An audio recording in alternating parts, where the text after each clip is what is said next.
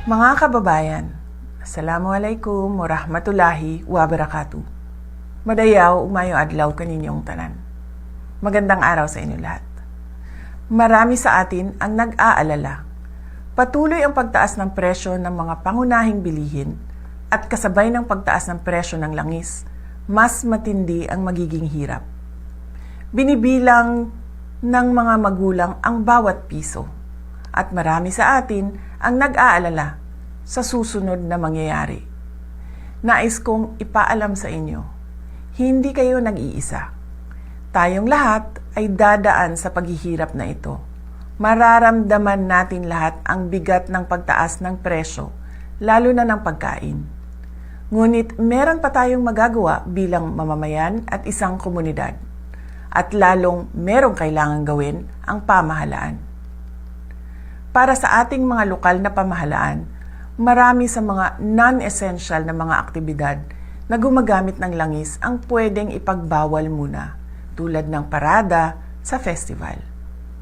Bumuo ng komite para bantayan ang presyo ng bigas, mantika, pamasahe at iba pang pangunahing bilihin na apektado ng langis at bigyan ng maagang abiso ang mga mamimili at negosyante sa pagtaas ng presyo.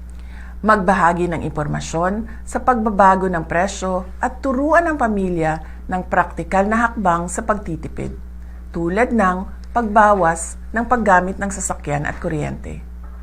Palakasin ang suporta sa lokal na magsasaka at maliliit na supplier upang mabawasan umasa sa imported na produkto para makapagbigay ito ng buffer sa biglaang pagtaas ng presyo. Magpalabas ng mga orders sa pagtitipid sa LGU na susundin ng lahat ng opisina kasama na ng barangay. Bilang individual na mamamayan, ang mga sumusunod ay iilan lamang sa mga pwedeng gawin na makakatulong sa ating pamilya. Bigyang prioridad ang pangunahing bilihin at planuhin ang budget ng pamilya. Bumili muna sa lokal na produkto upang palakasin ang lokal na ekonomiya at mabawasan ang epekto ng pagtaas ng langis.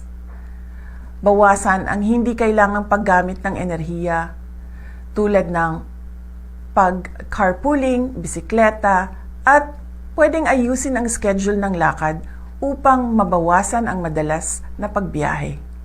Ngunit ang responsibilidad na protektahan ang mga mamimili ay higit pa sa ating mga tao o komunidad. Sa mga ahensya ng gobyerno na may tungkulin dito, kumilos na kayo. Kailangan bantayan ang presyo ng langis at epekto nito sa pangunahing bilihin at transportasyon. Magbigay ng maagang babala at magbigay ng paliwanag para sa mga mamamayan. Ipatupad ang mahigpit na hakbang laban sa hoarding at labis na taas presyo. Gawing regular ang inspeksyon at isarado ang mga lalabag na negosyante. Magbigay ng pansamantalang subsidiyo o price caps sa produktong pagkain at isaalang-alang ang targeted cash transfers sa low-income na pamilya. Magbigay ng advisory sa fuel-efficient na distribution ng pagkain at insentibo sa pampublikong transportasyon. Makakahanap tayo ng paraan upang mapagaan ang ating pasanin sa pamamagitan ng pagtutulungan sa komunidad, pagtangkilik sa lokal na produkto, at pagiging maingat sa ating paggastos at paggamit ng enerhiya.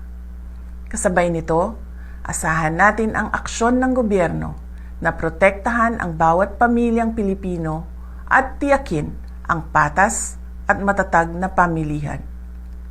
Malalagpasan natin ang pagsubok na ito tulad ng nalagpasan natin ang pandemya. Higit sa lahat, huwag tayo mag-isip na gumawa ng masama sa sarili man o sa ating kapwa-tao.